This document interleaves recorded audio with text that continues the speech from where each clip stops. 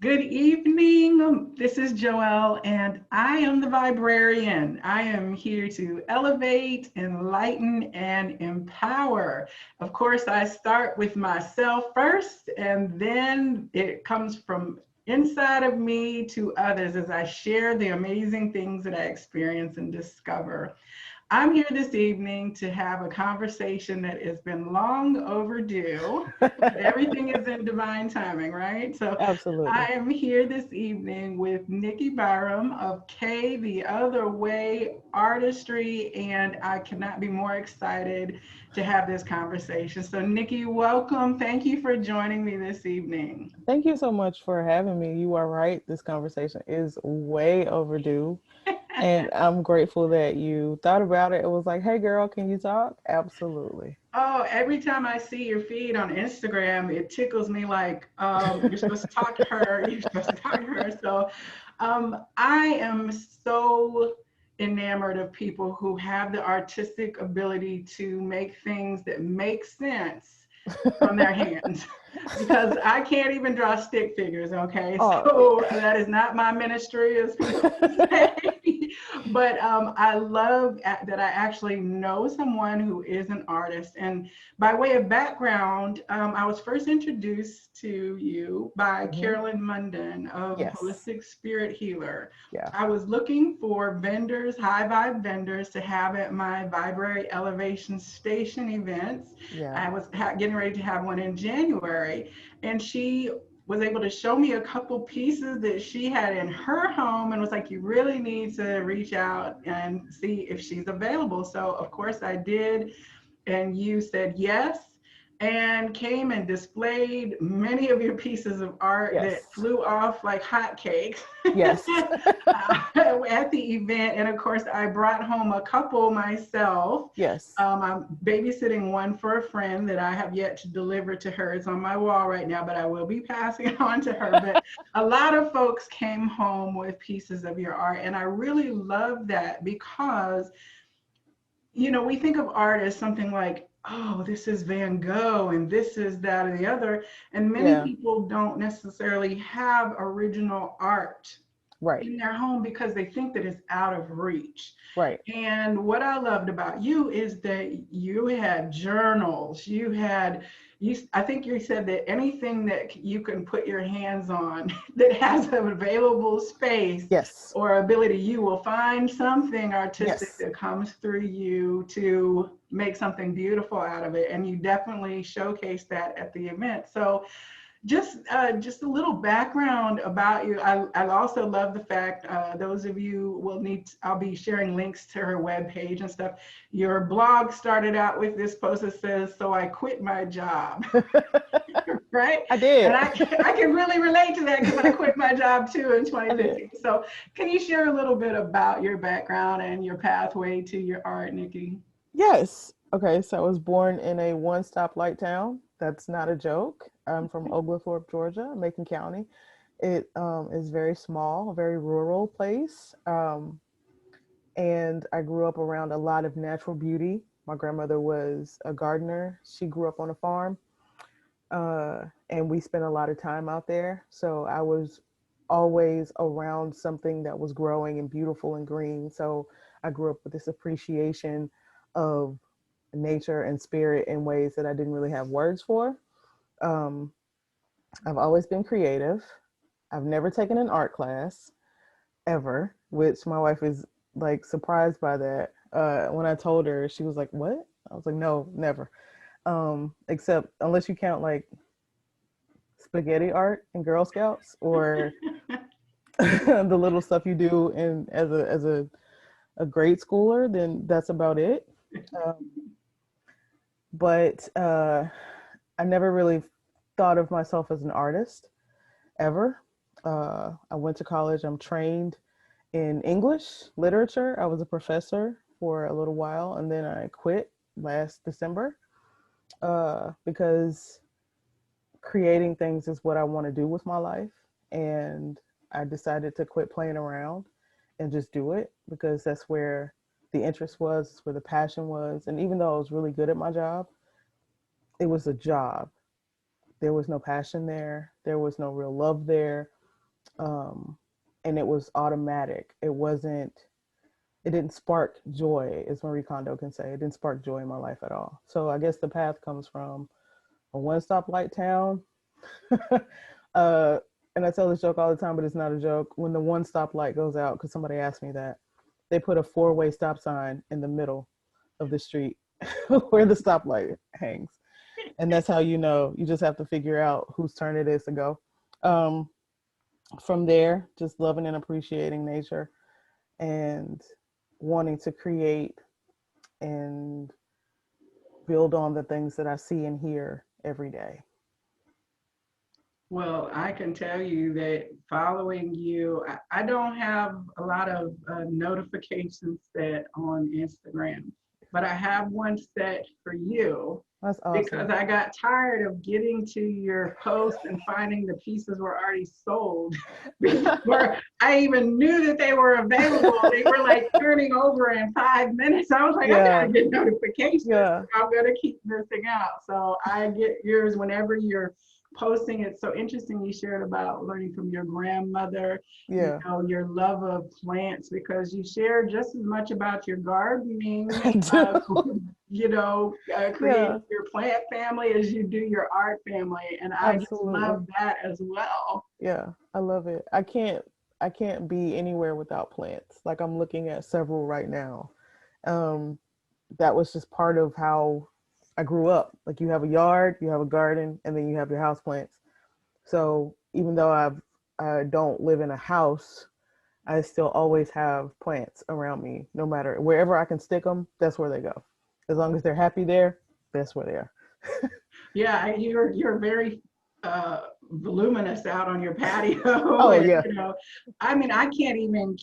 My parents both grow plants indoors and out. My grandparents were farmers, like literal wheat farmers in Kansas. Mm-hmm. My family heritage. I remember snapping green beans, but I did not ever pay attention, for one.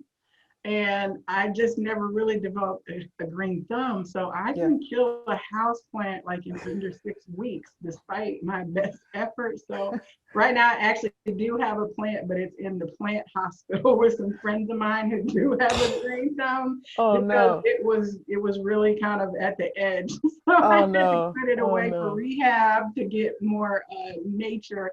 I'm gonna get the knack of it in terms of finding the right balance. But in the meantime, I live vicariously through your work. So it's so interesting because you also are wearing green today, which you know, green is all to me about the heart chakra and the heart of Mother Gaia. And of course, art is so connected with the divine feminine part of our energetic body. Now, we're all both balances of masculine and feminine, and we use those in tandem to create our reality. And most of us tend to kind of skew one way or the other if we're overly logical and driven, and then we don't necessarily bring in that heart-based compassion, or we're so smushy and compassion loving, but we don't have a drive and things to get stuff done. So the whole goal is to move into balance. And of course, sacral chakra, our second chakra, is orange, it's vibrant, and that is also where we create from. So when that chakra is open and flowing, then our imagination is sparked and we birth things out into reality. And for some of us, it looks like ideas and songs and food, and for others like yourself, it looks like growing plants and creating beautiful art and objects. So I love that you're really a great example of what it means to be fully tapped into one's creative expression. And I will say that the energy of joy that you have when you go out to your art shopping for supplies, and when you show your blank work palette ready to go, you're like, oh, I don't even know what's about to happen. Yeah, I don't. And sometimes if I try, that's the thing that I'm working with right now. It's like, because I'm a Capricorn, and You see, I said, oh. um, a Capricorn, Aries. So like Oh, I'm very, yeah. So like I'm like, I'm all about control. I'm all about perfection, and I've been working lately on surrendering control and surrendering perfection mm, because that has been um a powerful force in stagnating my creative energy. And it's mm, interesting that you mentioned the sacral chakra because for the last 2.5 weeks, I've been working with my sacral chakra because I did have some dysfunction there. And once I got that out of the way, a whole lot of things opened up. So, like, that is part of the reason why, like, my website looks like it looks right now is because I'm trying to clear all of that out because it represents a time when I wasn't necessarily as much in the flow as I wanted to be mm, or as I allowed myself to be. And now I'm allowing things way easier. So I want to see what's coming next. So I don't plan anything. I just put the blank thing, I touch it, I look at it, I drink coffee, and then I just do something. I do whatever I'm told. mm. That's interesting. You say whatever you're told. So Yes. your higher divine Yeah. says, pick up the paintbrush or Mm-hmm. pick up that mold Mm-hmm. or something like that. Yeah. And if I try to do something outside of that, then it ends up being a fail for me. I'm like, okay, that's not what I was supposed to be doing at all. I took over that instead of being obedient, and Mm, not necessarily obedient. Instead of listening and honoring. allowing and Yeah. honoring what I was Yeah. hearing, I decided to what I thought was best would look better, and it's like, no, no, it doesn't look better at all. It Mm. looks terrible. But thankfully, I know how to like go back and fix it because I've done it so much because I'm hard headed. So it sounds like you're talking about a big trust exercise. Yes, yes, absolutely. This has all been one from quitting the job to going through the pandemic and the quarantine and trying to pivot from that. And then right now, the healing work that I've been doing, being tested and tried, has all been one giant exercise in do you really trust spirit? Do you really understand that you're okay and that you're provided for at all times? Like, are you really, really ready to walk in that? And it's like, Mm. yeah, yeah, why not? I mean, I'm here. Why Well, the not? saying is easy, right? Yeah, absolutely. But then the doing on a daily basis, it takes a That's where you get caught being up. in the now, right? You have to Yeah, like be in it. yeah, And yeah. also it seems like to that whole issue of removing judgment Mm-hmm. of yourself Absolutely. is part of that. Absolutely. I was just talking to Carolyn about that today, actually, because I have been working on that too. I don't, one thing about me that I find really interesting is when I start to do one thing, I don't like to do just one thing. So I'm not just going to work on one chakra, which probably is ridiculous. But I will do, oh, I've got this issue with judgment. Oh, let me do that too. And oh, I need to surrender control. Let me work on that too. And it's, it all works together, but it's exhausting. It is, but you wouldn't trade it for No. Oh, God, no. rest No. because there would be no peace in the rest, even if No. you were not doing the active work. At least I, that's I how I love just, it. yeah. I'm all about some shadow work. Run it. Oh, I mean, this is the perfect conversation. So, uh, for people who are just tuning into me for the first time, because you'll be hearing about this through Kay's, well, I'm sorry, I always call you Kay, which is It's fine. not your name. Do people It's not, but it's okay. okay, through Nikki's channel, who will learn more about me. I am an oracle. And so one of the things that I am gifted with is being able to observe um, the connectivity and the dots of connection from a vantage point that is through the higher. So it kind of is like if you imagine Neo in the Matrix when he starts to see the ones and zeros dropping Yeah. out of everything. That's pretty much how I experience the world on a constant basis. So as I am seeing what people post and what people share and hearing things And then what I'm reading and learning and absorbing is always so interwoven. And I drop things in people's inboxes as I'm urged to say, hey, did you Yeah. see this? Did you see that? So Yeah. my most recent, we'll start with the now moment and then kind of work our way back because it seems to be what's aligning. So just this week, or within the last few days, I noticed that you had a picture on your Instagram. Mm-hmm. Now I'm going to share my screen here Okay. and see if we can. Yes. All right, so we have this picture of an aquatic, Mm-hmm. fishy, Piscean, mermaidish, koi. Yeah. I just don't know. All I know is that the energy spoke to me in a couple of levels. So, Yeah. would you share, just before I get into my share about this particular piece? Okay. So the background of the piece I've actually had for about a year. It's an acrylic pour painting that I did um, last summer, I think. And in the phase that I was in, I was trying to make my pores larger and then embellish them. But this one, I just could not find the right thing to put on top, like to embellish it with. So I just put it in. I have a area called the stack where I just leave unfinished paintings or paintings that I think are unfinished until later because I need fresh eyes. So the other day I was actually it's actually the day that I did it. So it was 3 days ago. I was sitting here and I was like, I should draw like a fish on top because it looks like water. Or it looks like water from the vantage point of being underwater and looking up. And I just got a marker and I just went for it again because I'm learning to surrender control. So I just drew this fish and I was like, hey, it looks pretty cool. I don't hate it. Let me post it on Instagram and see what other people think. And I'm actually, it's right here by my foot. So I'm looking at it right now. It looks way better on the screen because it's brighter, but it's pretty cool. That's it. There's not a whole lot of like deep esoteric stuff with this painting. I just wanted to draw a koi fish and then I got out of hand with it.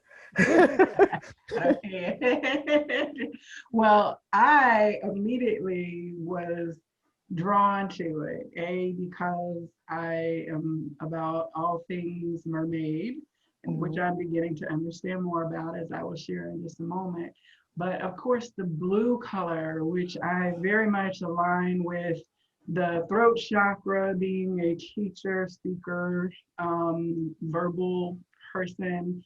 Also, Archangel Michael tends to be affiliated in the Blue Ray, which is also about teaching and healing as a mission, soul mission. But also Yamaya, the African mother of the ocean energy, speaks to me through the blue as well. So what I wound up sending to you Yes. was a picture Uh-huh. that I had just literally read a day or two before. I'm going to come back out of Right. the screen share here. Right. Okay, and so what I am reading in this chapter, it talks about the mermaid priestesses, Mm. the chalice of the holy water. So the book that I am reading is the Magdalene Mysteries, the left-hand path of the feminine Christ.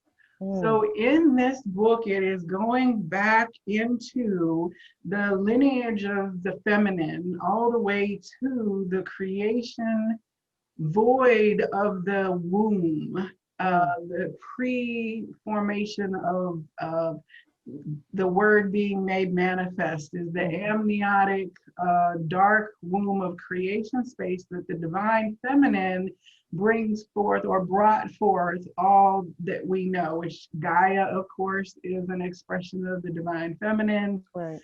Mother Mary, the Magdalene, it's talking about Isis, Mhm. Hathor. I mean, it's going back through all of this stuff. And so this particular book is, they pull out things from the ancient text and Mm-hmm. from art that is in museums that Yes. show these mer beings, or the Yes. mermaid, mermen, the Right. merlins, or the magicians, if you will, That's and right. of these underwater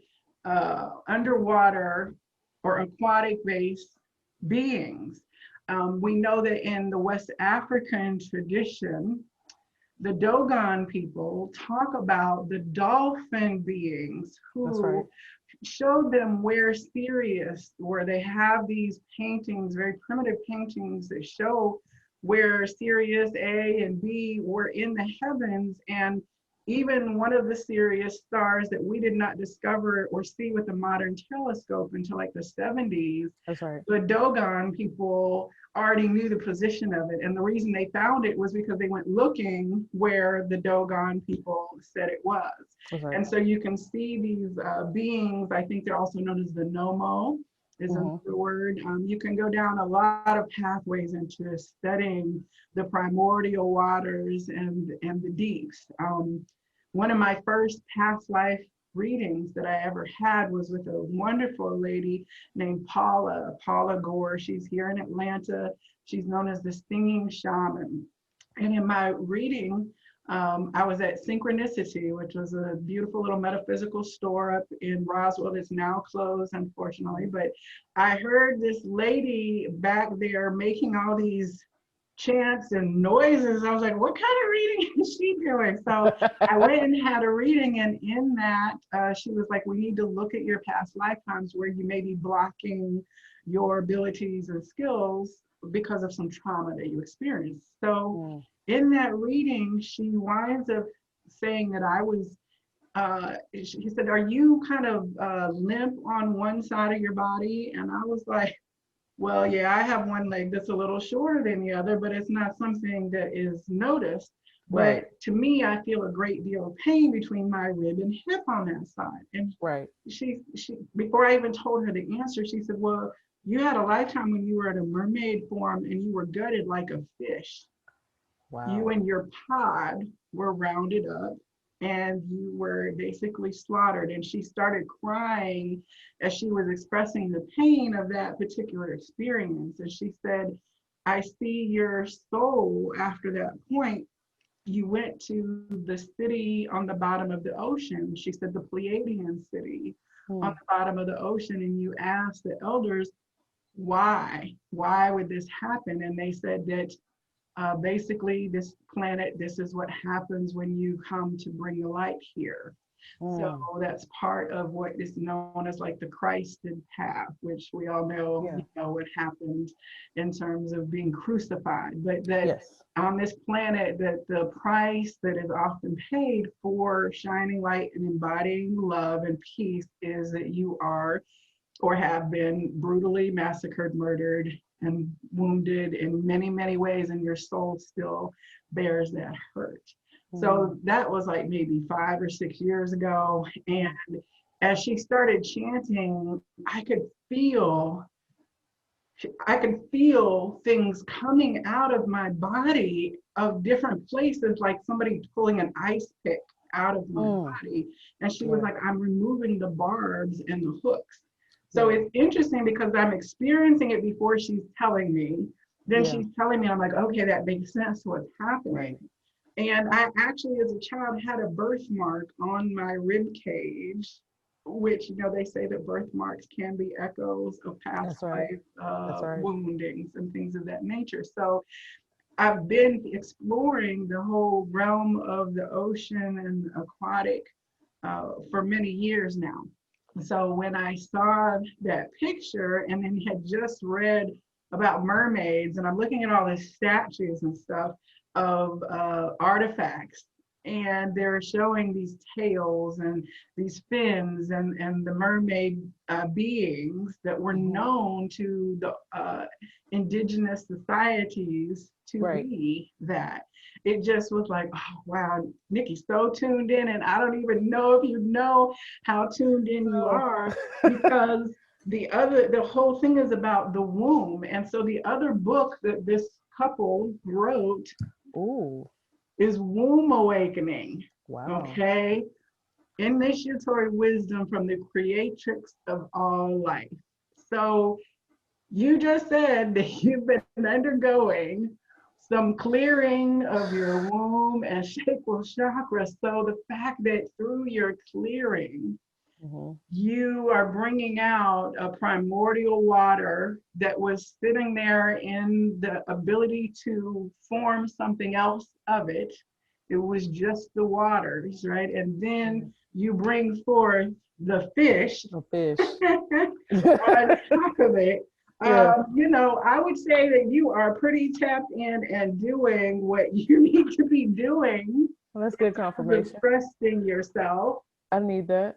I need that Okay. confirmation. Because look, it also talks about Mm-hmm. how hidden within the Christian fish, Yeah, which is part of the Vesica Pisces, the that's feminine right. part, and this is like the vulva, you Mm-hmm. know, Yeah, absolutely. right? So here you are with the fish that you also pointed out that it's like viewing from above, Mm-hmm. right? And I think if you look at the picture again, it was like darker in the bottom corner and a Mm-hmm. lighter gradient moving up into the right hand side, Yeah, right hand side. So yeah. the left to the right. So this is talking about the left hand path, the hidden path of the divine mystery, and stepping into a new revelation about this divine feminine that has been cut out from our awareness due to the patriarchal influence Oh, of the absolutely. last several thousand years. Yes. So what do you think about what I'm sharing? I like it. I mean, I'm down. I'm here for it. You speaking my language. I like it. Yeah, You I talking to mean, me about stuff I know. I like that. I'm looking at it because, like I said, it's right here, and it was honestly supposed in my mind, and I just told you like I like to take over, but in my mind it was supposed to be two koi fish, as yin and yang for balance because the way I read the canvas is dark and light and not dark too light. Does that make sense? yes. So it was supposed to be two fish, but I started drawing the one and I was like, yeah, I kind of just like the one. I think I'm just gonna leave the one. And I went in with a permanent marker so that I couldn't take over anymore. So yeah, I have to treat myself like a recalcitrant toddler sometimes. Like no, yeah, I have to do that because if I don't, then I will just you know I'll mess it up. So I just no, I tell myself no, and I do things that can't be reversed so that I won't be tempted to do something else. That is beautiful because there are no mistakes, Right. right? It's our perception of things Mm-hmm. that assigns a quantitative assessment to things. And as a Capricorn person who's valuing things in a very material and specific way, Yes. the books are balanced with Capricorns, okay? Not a penny goes uncounted. No. The nice part about Capricorn, though, is that the capriciousness, the being able to turn and be flexible, whereas like a Taurus would be challenged with that, or the Virgo would never get anything sold to the public because it would not be perfect enough That's right. for that to happen. So you're at a good place of it being flexible in your earth sign material Yeah. energy, which is great. But the whole thing of, well, I have to start over, that was wrong, or, that didn't turn out right, Yeah. but you created it, Yeah. right? Yeah. So I think that one of the lessons that we're experiencing now is that it's very easy to look and say what's wrong with the world. Okay, there's so much that is being put to our awareness that's emerging from the dark depths and is in front and center with us to see these things. Now, Yeah. we can say, well, this is a mistake, but collectively we have created, all of Absolutely. us as a global humanity, We Absolutely. have brought the energy to bear that is now showing. And that means if our oceans are polluted with 16 million tons of plastic floating below the surface, right?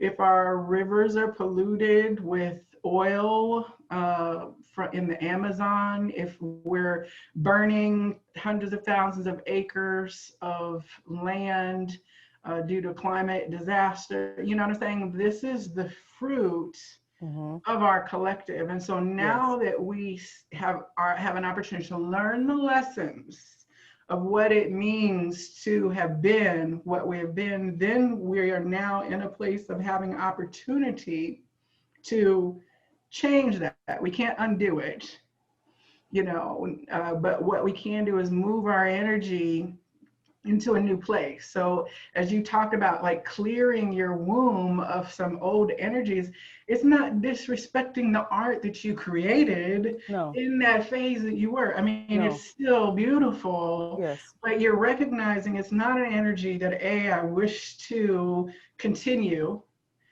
Not that I was a bad artist, but now I'm going to be a different artist and I'm going to evolve and grow. I mean, that's a beautiful practical in the microcosm of your reality, right? That is hopefully then reflective. I believe it is reflective then of our macrocosmic opportunity as well. Yeah. I'm really hoping that people take the opportunity right now. And I know the pandemic and the quarantine have been like so overwhelming, but I'm really hoping that people take the opportunity to just be still while this is happening, so that they can, and you know how people are, like they don't want to be quiet, they don't want to be alone with their thoughts, but this was the perfect opportunity to be alone with your thoughts and to really look at where life is headed, not just like you were talking about macro and micro, not just like life on the grand scale, not the butterfly effect, but also the butterfly effect. What are you doing in your little bubble that's affecting all the other bubbles around you?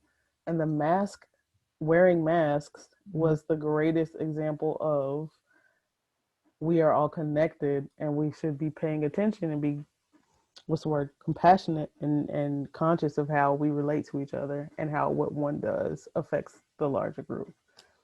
Yes, and our masks that we put on prior to the pandemic. The mask of, I go to work every day on autopilot. I am focused on all of the traffic and the responsibilities and the routine, and I don't even have time to listen to, or I spend an hour every day putting on my face to go be in this place. Like all of those trappings of what we had to do are stripped away.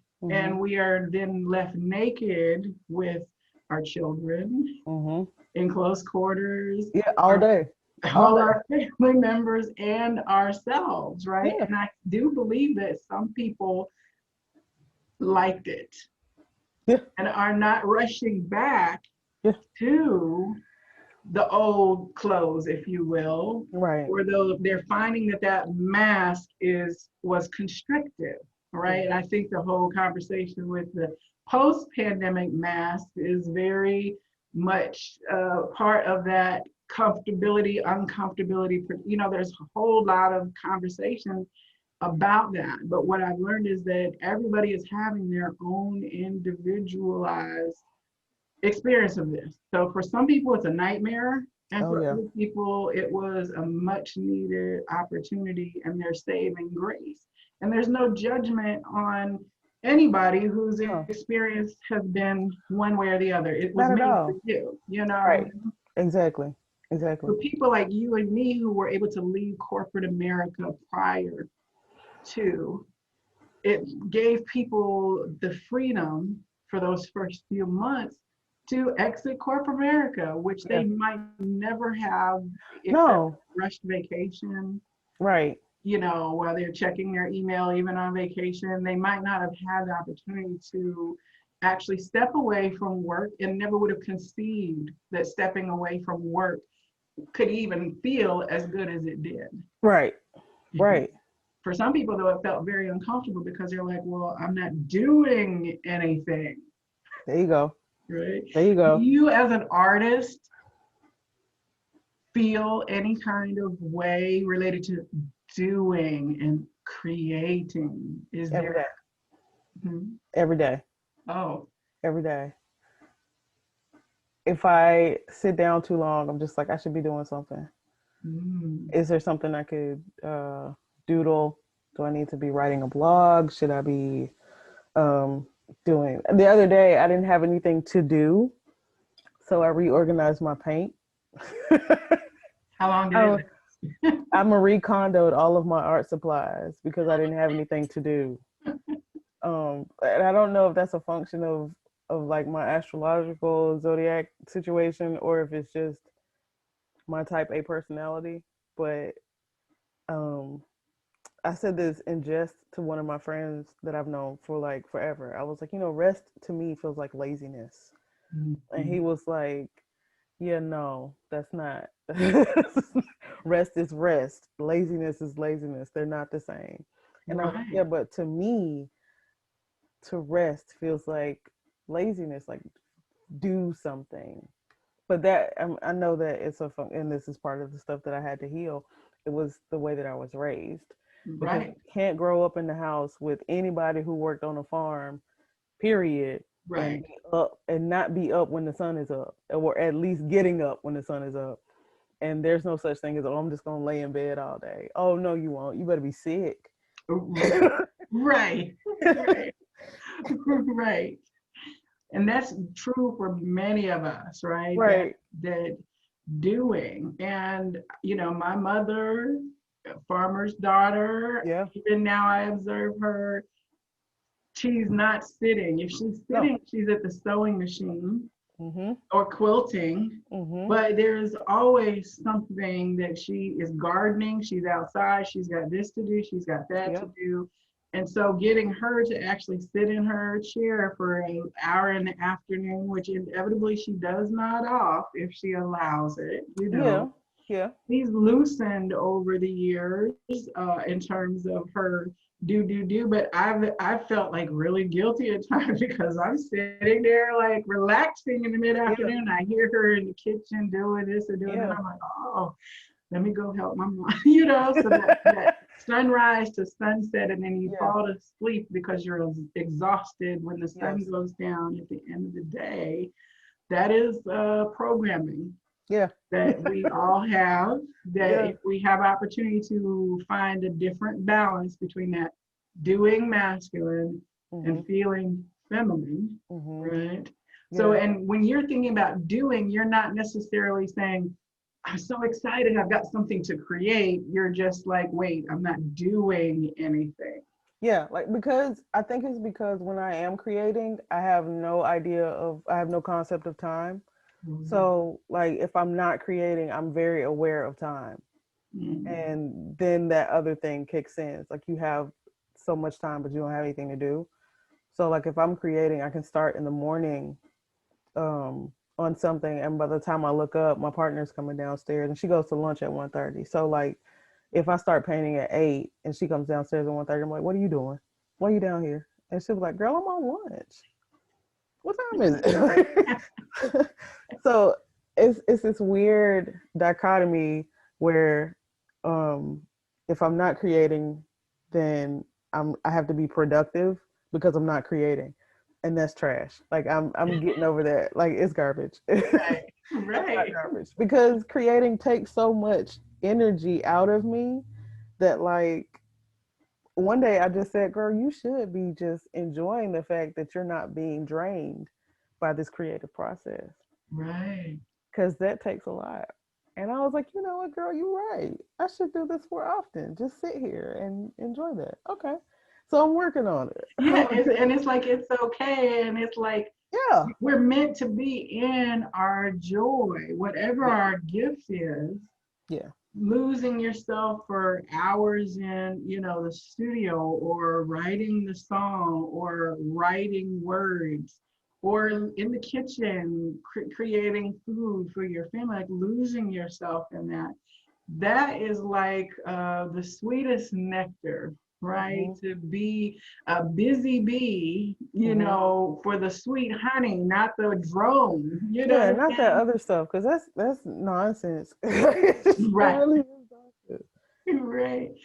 Well, I have, as I said, I have several pieces of your art, but Yes, you one of do. the ones that you can see here featured behind me is really one of the catalysts for this conversation. So, as you can see, it is like a mask.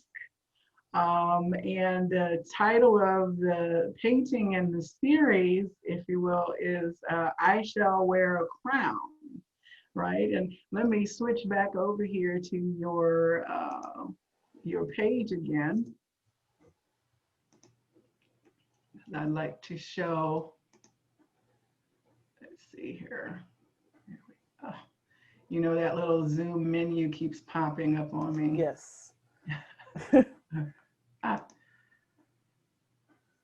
yes, so you had several pieces in the series, Hmm. and I Shall Wear a Crown. You actually wrote a wonderful blog post Hmm. that when I first saw the picture, I was thinking, I shall wear a crown. And I heard the song as a former church pianist That's and right. Come choir on. director. Come on. I heard I Shall Wear a Crown immediately in my head from like maybe that song was out when I was in eighth grade, Okay. ninth grade. We're talking about late mid 80s, I Hmm. think, is when the Hmm. song came out. So I popped over to your blog post, and in your share, I was like, well, I definitely have to get this painting now for a variety of reasons. But that was like, how could you have gone to that moment in your eighth grade heart when you were caught up in the song, catching the spirit, you know what I'm saying? And have that song be presented so directly to you through this piece of art. So would you share about this series and Okay. this So painting?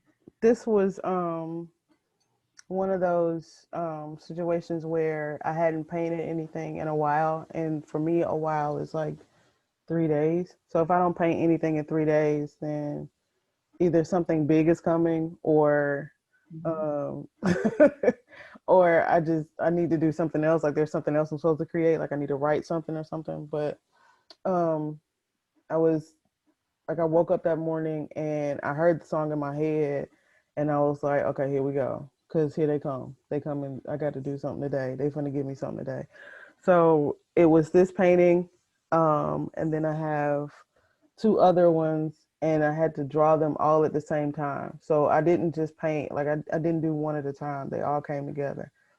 And each of them had a specific part of the song that they related to.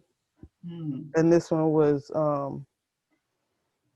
the beginning. Watch ye therefore when the trumpet sound. You know what I'm saying? Mm. That part is like, okay, this is where I'm at with it. Okay, this is what we're doing.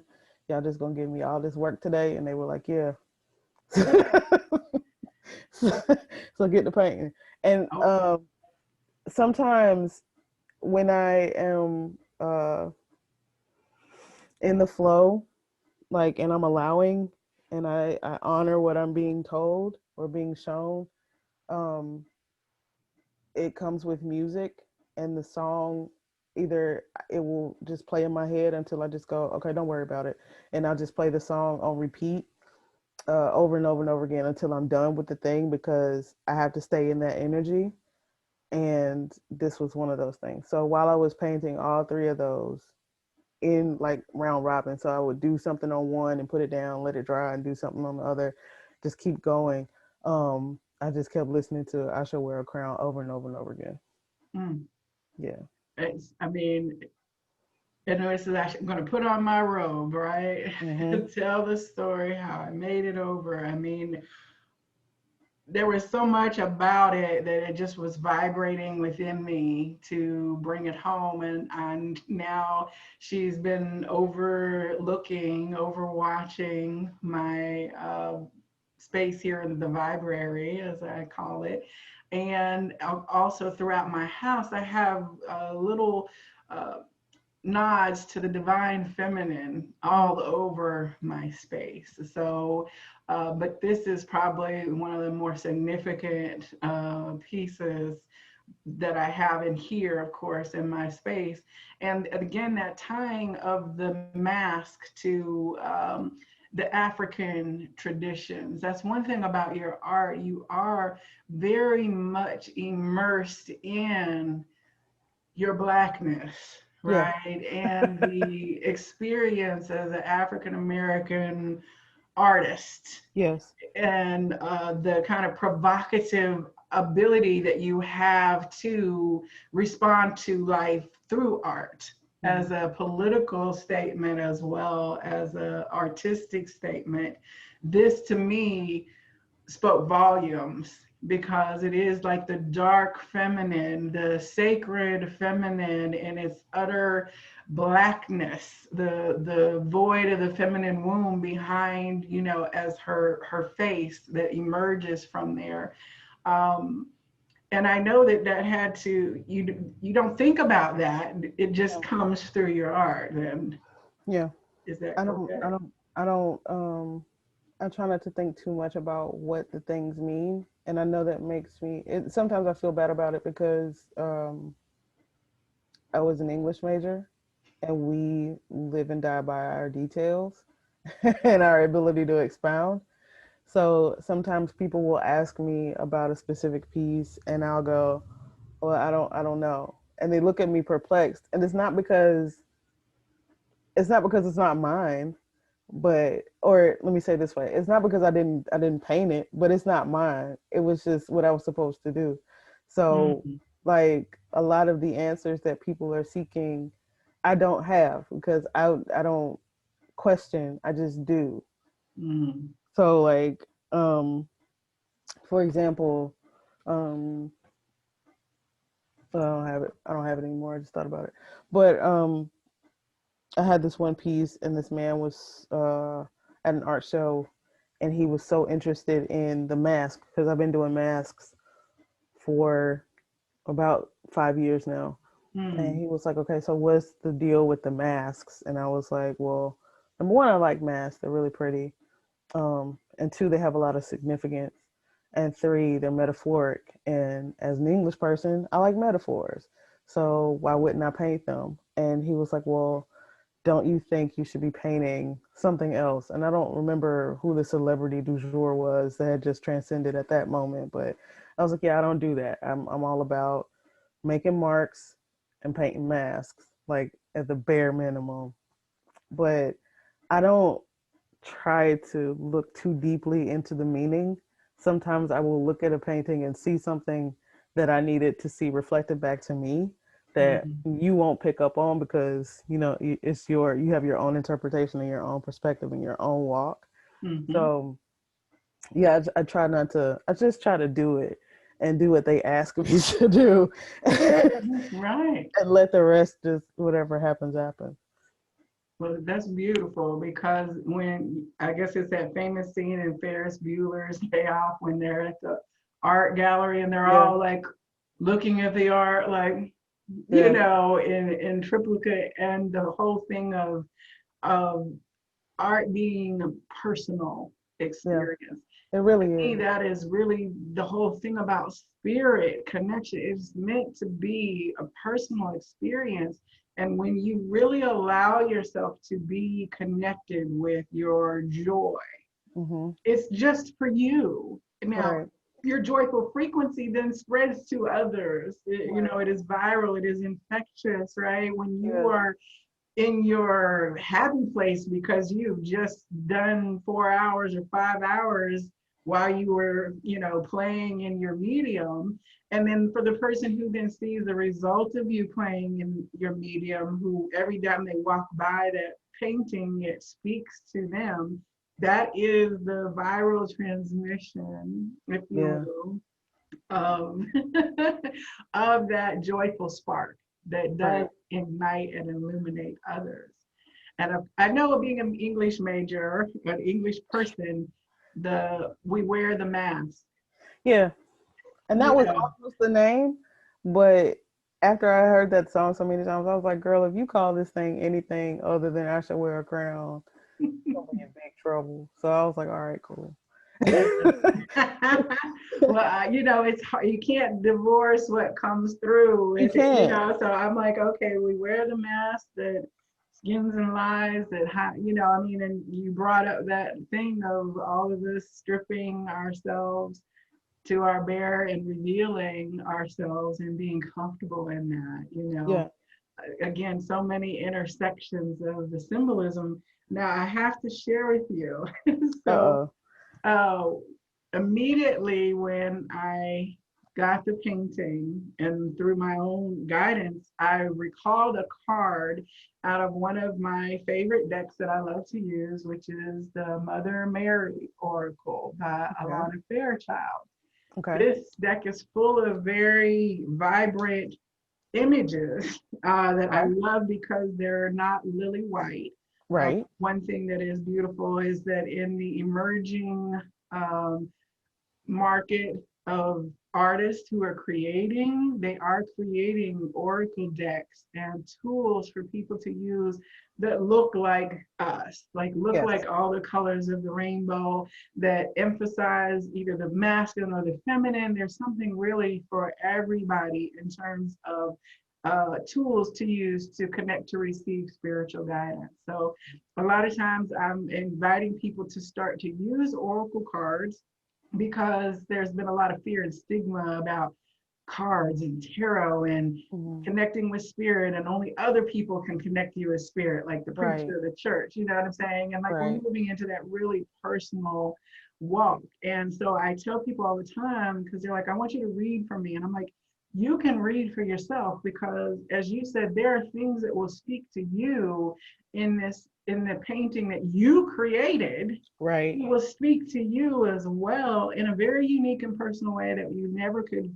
communicate to others what it triggered in you. And you're not meant to try to No. do that, right? Because art is personal, That's right. right? But this is the card that immediately popped up into let me change my screen here as well. It is Oh, that's dope. Our Lady of the Rose Crown. So roses are very much an emblem of the divine feminine. And as you would see in these divine feminine books, there's always an element of the rose. There are teachings about the sisters of the rose. The rose order. These are talking about like the priestesses of Avalon and the priestesses of Isis and Hathor, that all the way back to the primordial feminine, that rose is so emblematic of it over and over again. So in my own awareness, when I see it, I'm like, okay, here's these roses and here are these flowers. So here we are again with the crown, right? And how many Right. times are we seeing sis, put your crown on? I think Yeah. it's and I think I've got you shared over here. Let me go back to where we were. The Crown Initiative, Yeah. holding each other in the light. Yeah. Can you share about this? So the Crown Initiative uh was one of those ideas that my stubborn Capricorn self said I don't really want to do that now because I don't know how I'll work it out. And then the pandemic hit and quarantine hit, and a friend of mine said, "Hey, have you ever thought about doing like a care package?" And I was like, "Girl, oh, because here comes spirit." Like remember that thing I told you to do? Now you got to do it for real. The Crown Initiative is the opportunity, or it affords people the opportunity to send a Black woman that they know or don't know a care package from me. And it's a hand painted journal, a small painting, and some pens. Now, because the holidays are coming, I'm probably going to revamp that a little bit and add a little more to it, like zhuzh it up.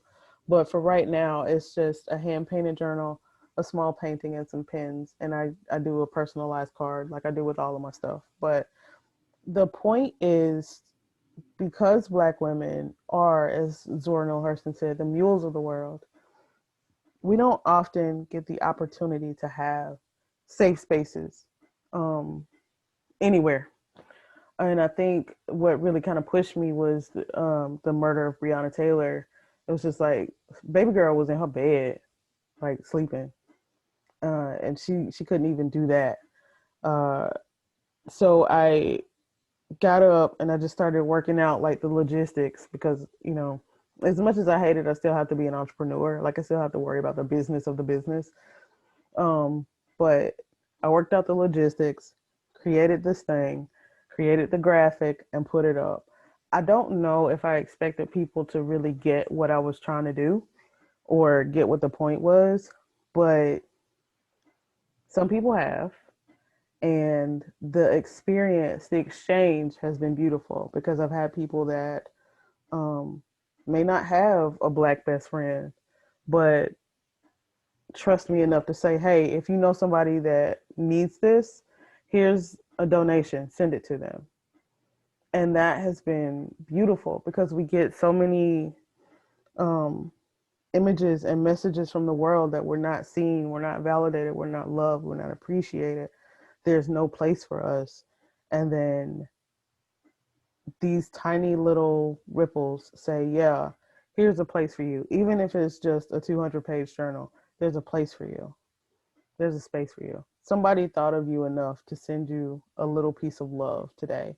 And I like that. Like, that's the thing that gets me like going every day, is when somebody orders one of these and it's like, hey, I want to send this to my friend, but don't tell her anything about it. Like, just send it to her. Don't tell her it's from me. Just send it to her. I love that, because then the friend is left to try to figure out who sent it, and which creates another ripple of, did you send me something? Like, oh no, but I probably should. Like, hey girl, you know, like, that kind of thing makes me happy. So that's what the Crown Initiative is. It's just an opportunity for people to send a little bit of love right now to a Black woman. Now, didn't I see like dozens of these go out back when you did you do in conjunction with Melanated Pearl, or Yeah, was that like, I did for her Mother's Day campaign. okay. Uh, I want to say it was like maybe 25. It might be wrong. It was a few. It was a lot, but Yes. yeah, but yeah, I did some for her. I've done some for another lady that wanted to send out several to her sister friends and sisters, and then I've done like the individual ones. But it doesn't matter if I do 1 or 10; it still feels just as good with each one. Yeah, I remember just seeing them go. I mean, I was like, wow, that's a lot of work. That's a Yeah, lot of gifting, yeah, that was going on. And so to observe that was beautiful. I could tell people all the time, social media can be interesting, but it can really be uplifting. And absolutely. so by you sharing all the things that you do, in an authentic way. As I said to you, I said, well, from what I view through your Insta filter, Right, right, because, acknowledging that it is just a portal to your reality in terms of where you share it. But from what I'm seeing, it was like very motivational. It brings a smile to my face. And I believe there were pictures of women who had got their journals that yeah, I saw as well. And that's the thing, a journal. I'm not a writing my feelings kind of person. I've learned to start journaling because of the spiritual and psychic messages that I receive, right. but I can respect for other people. And I have a wonderful network of people who I can talk to Hmm. talk out my feelings. But for a lot of people, the safe space Hmm. of writing down whatever their feeling is, or whatever happened that day, or whatever they choose, be it to put a recipe in it, to Right. put an affirmation in it, to put Right. their to-do list in it, but all of Whatever. that, bringing it from outside, inside out, hopefully that it lessens the burden internally by depositing it into that journal. And so I love that you're, saying, in order to be seen and to acknowledge, first you do it, you see and acknowledge yourself, Right. Right. bring it out, Yeah. capture it, be honest, be raw with it, and that you're allowed to do that, because as women, we're, for all of our feeling nature, we're kind of told, well, it's not about our feelings, it's about others' Right. feelings. It's about putting everybody else ahead of you. And that I think that's one of the greatest cons that was ever sold to black women, is that we have to put everybody else's needs in front of our own. And we lose a lot of black women whose desire to fulfill that, to uphold that virtue, it manifests as illness and dis-ease in their body, and they don't get an opportunity to really live fully because they've robbed themselves of their own beauty and their own light by giving it to other people. And so, like, I really just want to, I don't necessarily like to say that my art is specifically for black women, but I definitely think about black women when I'm working, because I love and appreciate us, all of us. So women is WOMXN. So everybody, not, Mm-hmm. yeah. hmm So like, yeah, that's where I'm at with all of my work. But the Crown Initiative is my baby. Like that, I think if I don't do anything else as a creative being, that's my crowning, no pun intended, that's my crowning achievement. What did the little me say, sis, straighten your crown? You know what I'm Yeah, saying? Like, put your yeah, crown on, realize who you are, realize your value, right. treat yourself from the inside out as the holy, divine being that you are. Yeah. Right?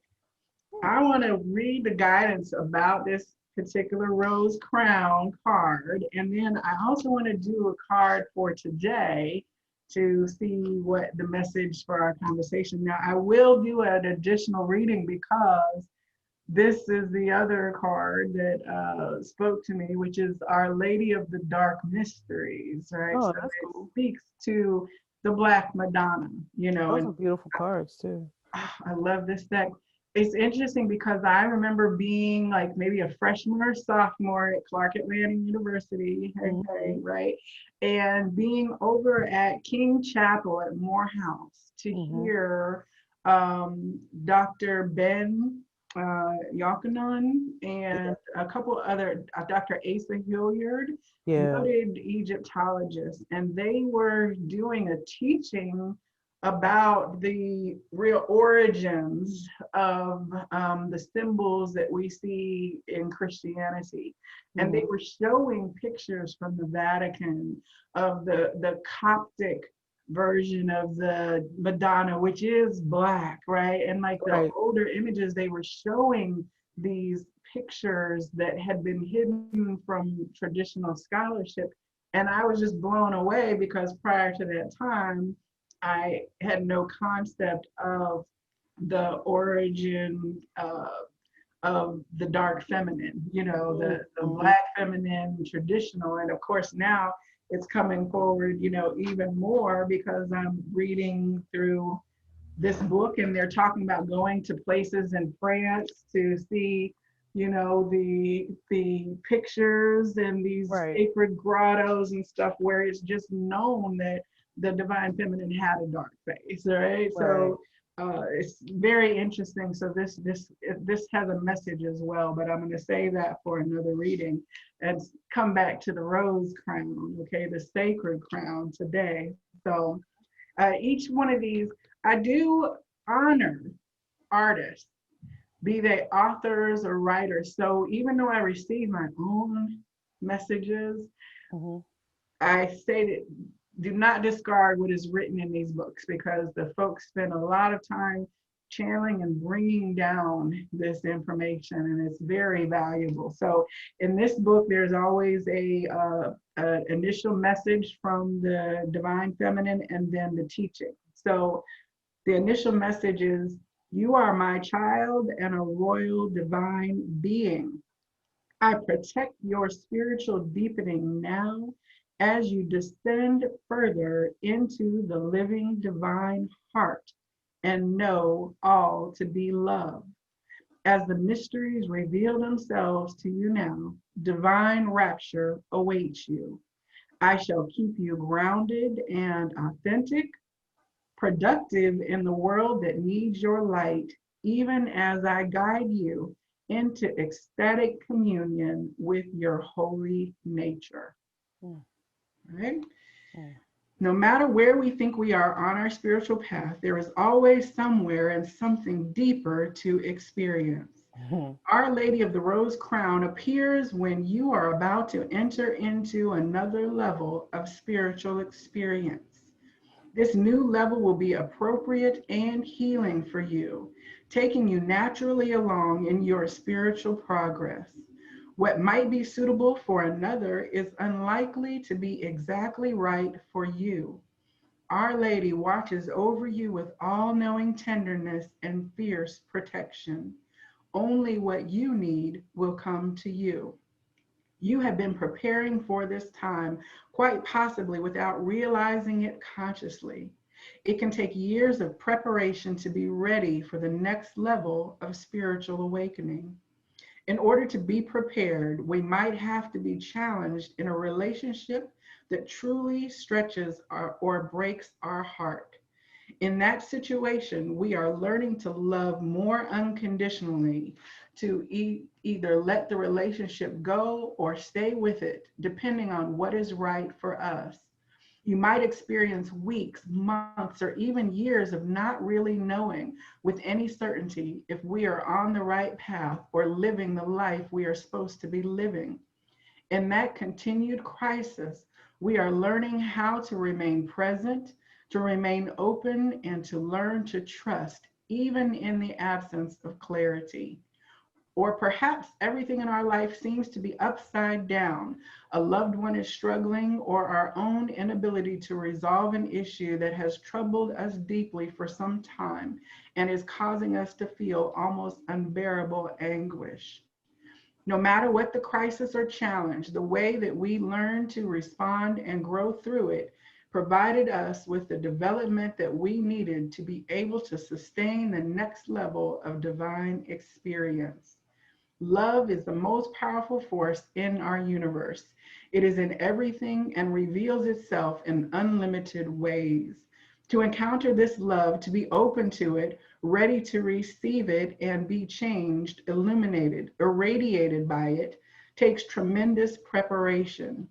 Spiritual energy and the presence of the Divine Mother is very real and extremely powerful. It is, in some ways, like the energy of the sun. It can give life, but equally it can be destructive if we do not acknowledge and manage the effect of its power upon us for good or ill. What is loving and uplifting at one phase of our journey will not necessarily be enough to lift us into the next phase of our journey. For this next phase, perhaps we need more challenge or more loving presence to leave behind what we thought we knew and how we thought we needed to live in order to allow more of the divine to live through us into the world. Our Lady of the Rose Crown comes to tell you that you have been in preparation, and now the time is fast approaching or is already upon you, whereby you are opening to more divine realization. This is a sacred and precious gift and is happening in perfect accordance with your own spiritual growth.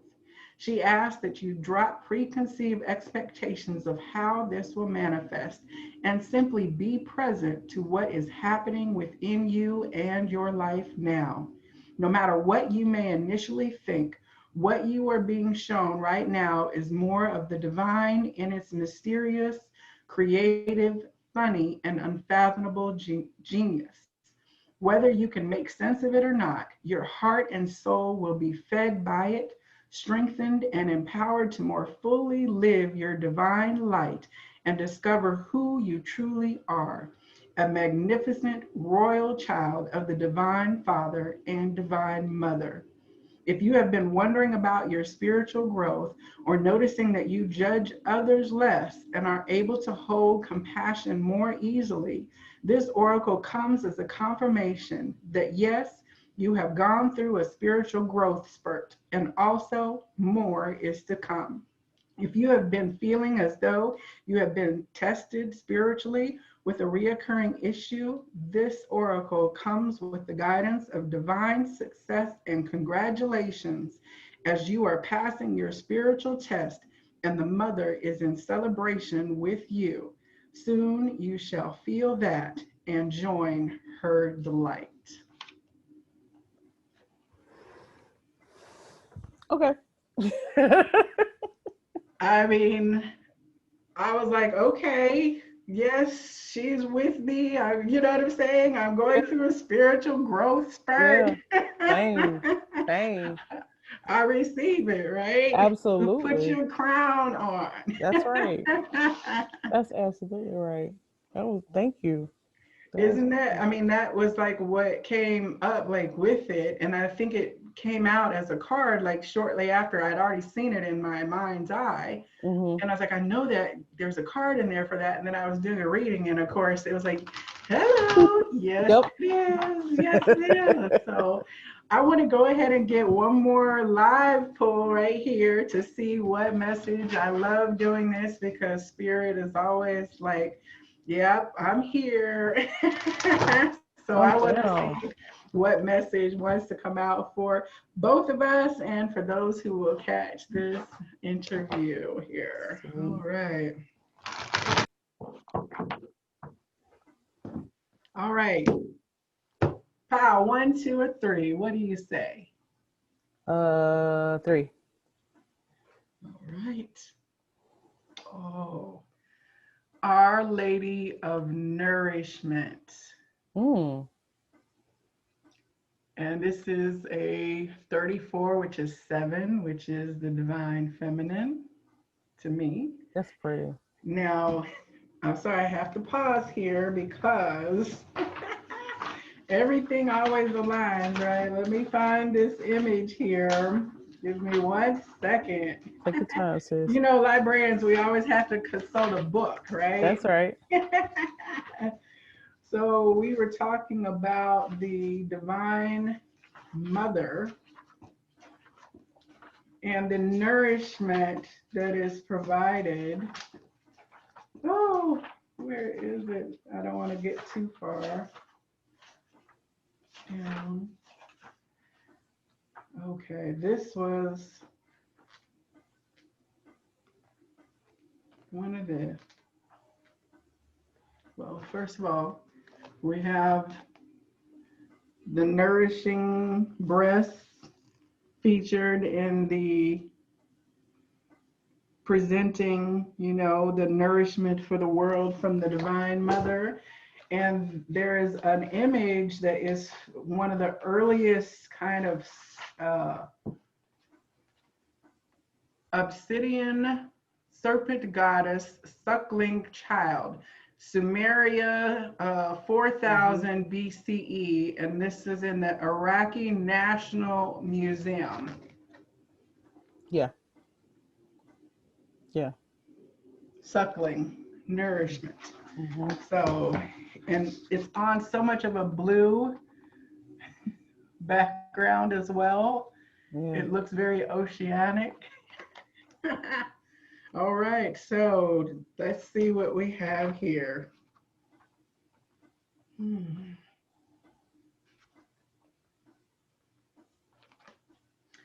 Do you hunger, my child, for love, for security, for knowing that all will be well?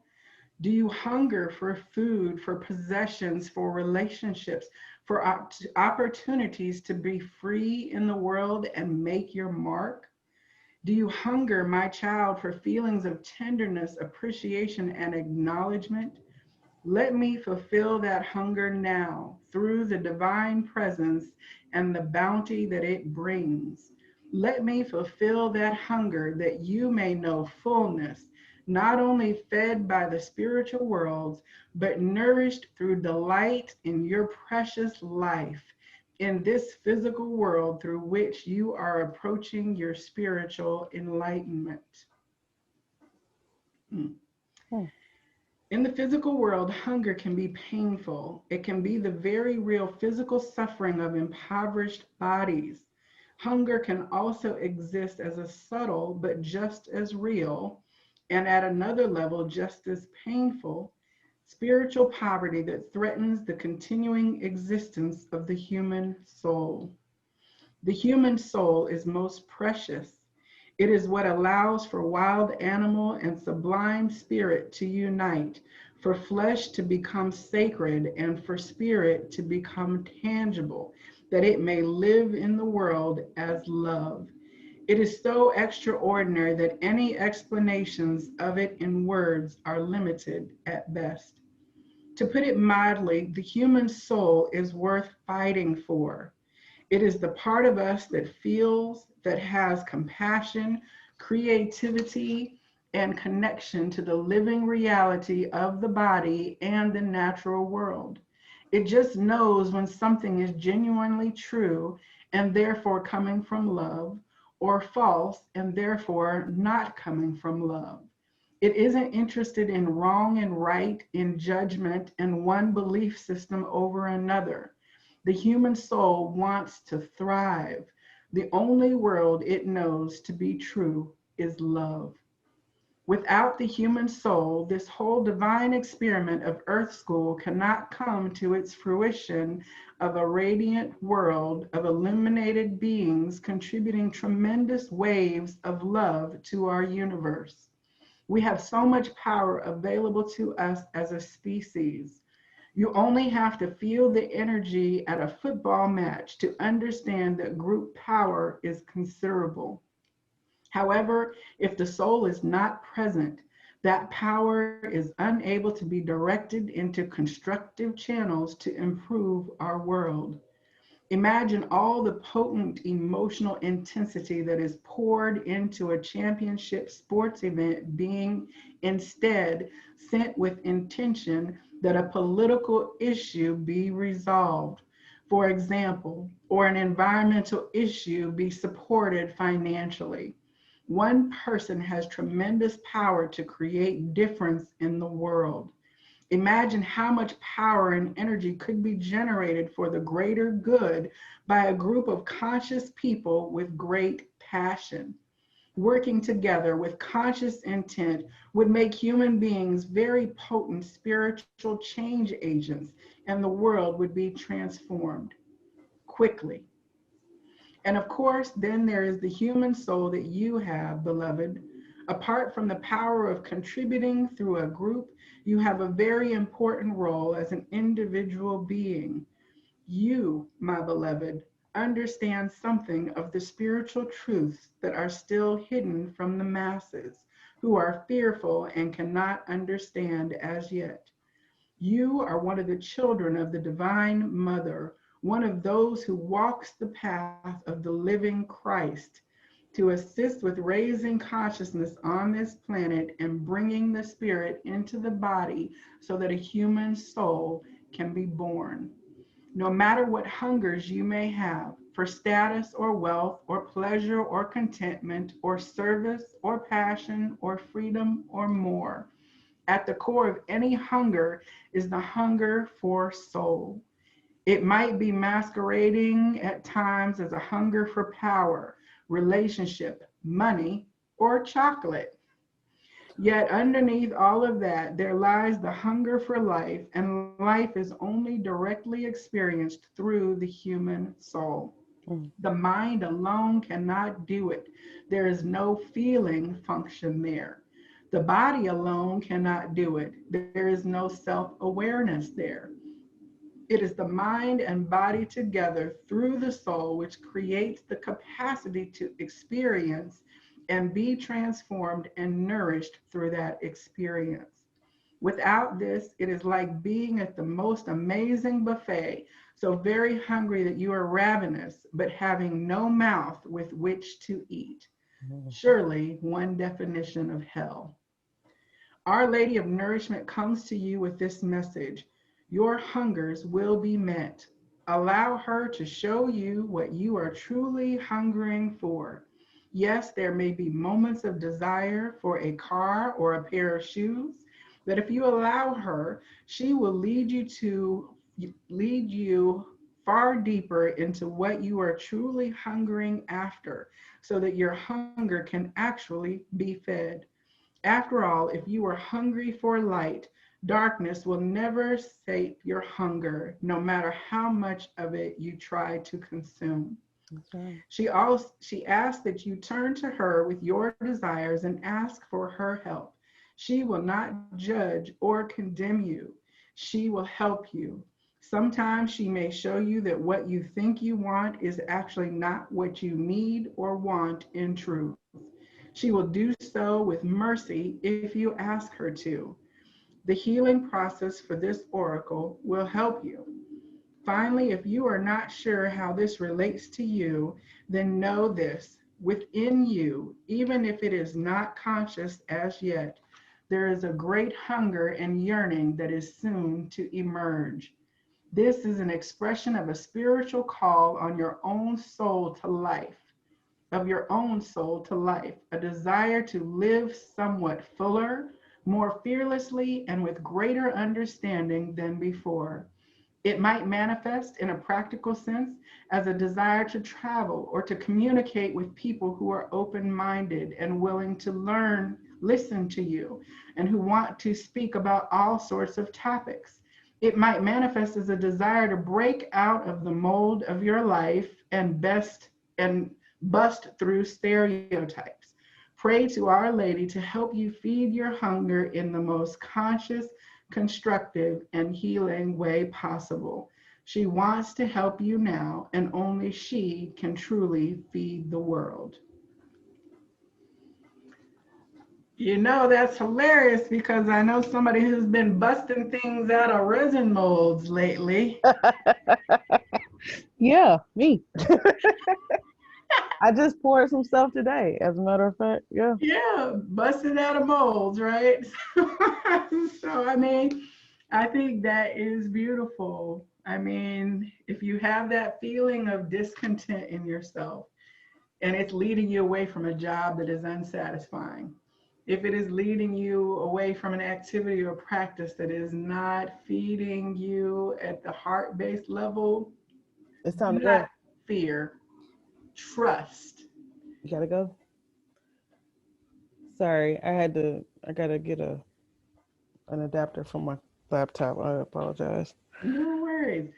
So, I mean, I think that that is a beautiful message. Now, anybody who is interested, definitely I advise. This book has a lot more information because they have like a healing process and affirmations that you can do. Basically, the essence of this one is that, you know, you're going to feel yourself held in the arms of a mother as you would see a mother in a nursery nursing her baby and in her rocking chair. So that kind of quiet peacefulness of that experience, to imagine yourself in that and knowing that she's got you, you know what I'm saying? And just like a mother hears her baby cry, she hears the cries of your heart. It's up to you to hear it and allow it to be fed. And that means following your passions, right?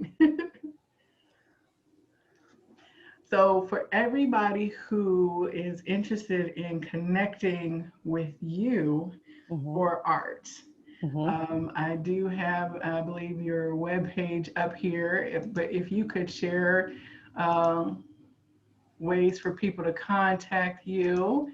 Yeah, here's your just a sampling of some of the things on your webpage. Yep. I mean, you've got something for everybody. Absolutely. I saw you doing these mugs. Yeah. I just did a few more. I don't necessarily like them that much, so I'm gonna do them again.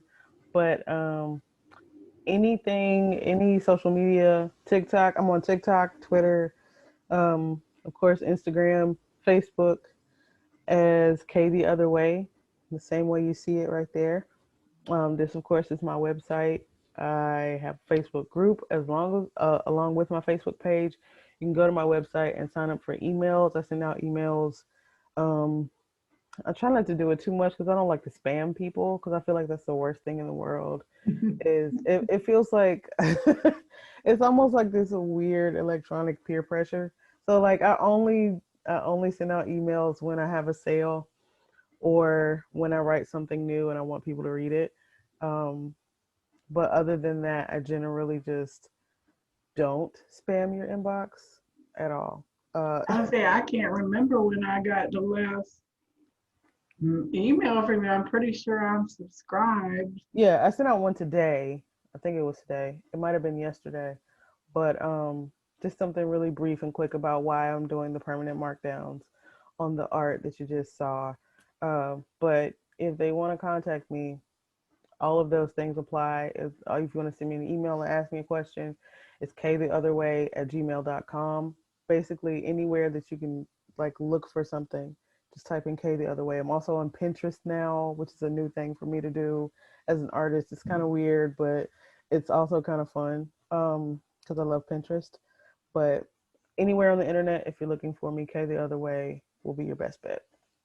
Absolutely. I'm hoping that we can maybe do a video live. We'll work to coordinate that and do a live sales with some of your pieces, maybe leading into holidays That'd for be people cool. who want to get their shopping in. As you know, I was intending to have another elevation station, and of course, it was derailed by the pandemic, but Yeah. I still want to provide a forum.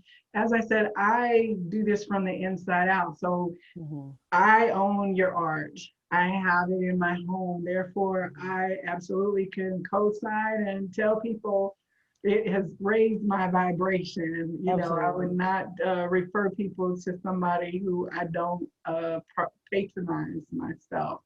So I had a couple of your quotes here. Here's your Instagram as well, and you can see your resin work here. And I think in the past you had these beautiful Christmas ornaments that you were Yes. doing custom.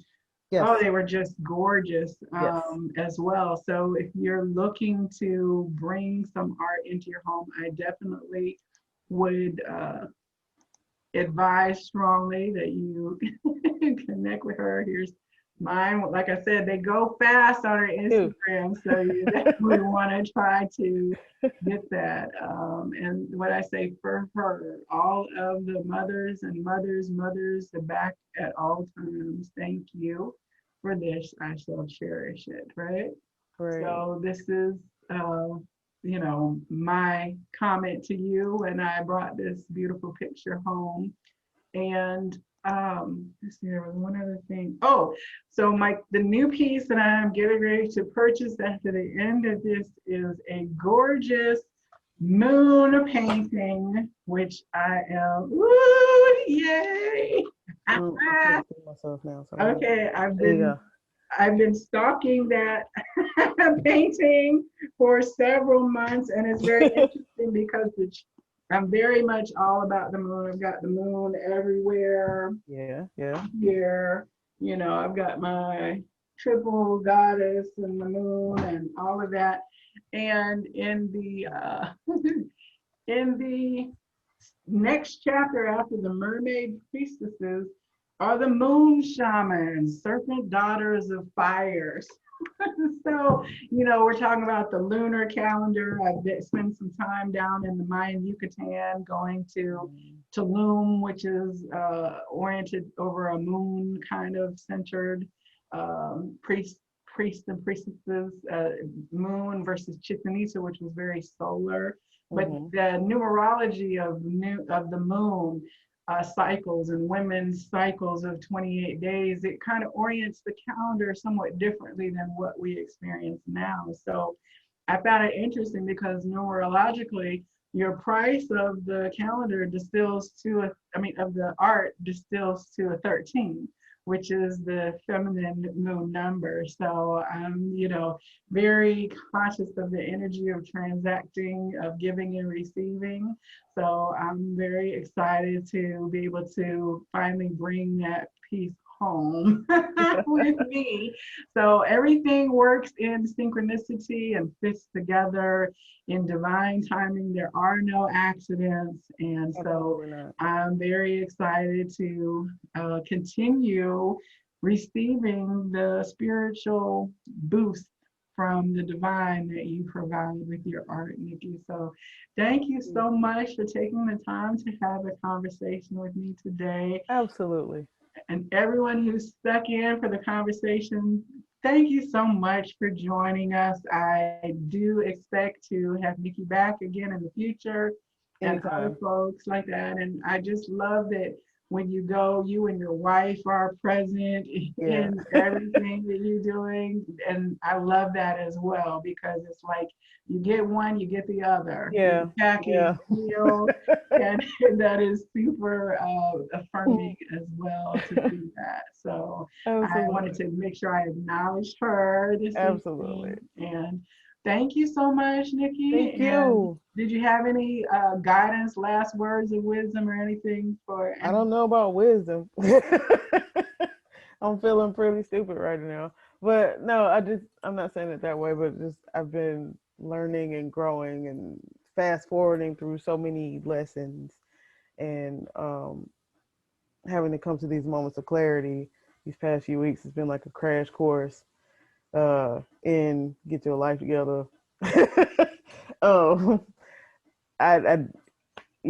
Just no. Trusting yourself. Yeah, that's it. Even when you can't articulate what it is that's happening to you, just go with the flow. Yeah, that's it. Yeah. That sounds great. I'll go with that, Joelle. Thank you. Well, to each of you, I'll say namaste, and the light in me absolutely sees and honors the light in you.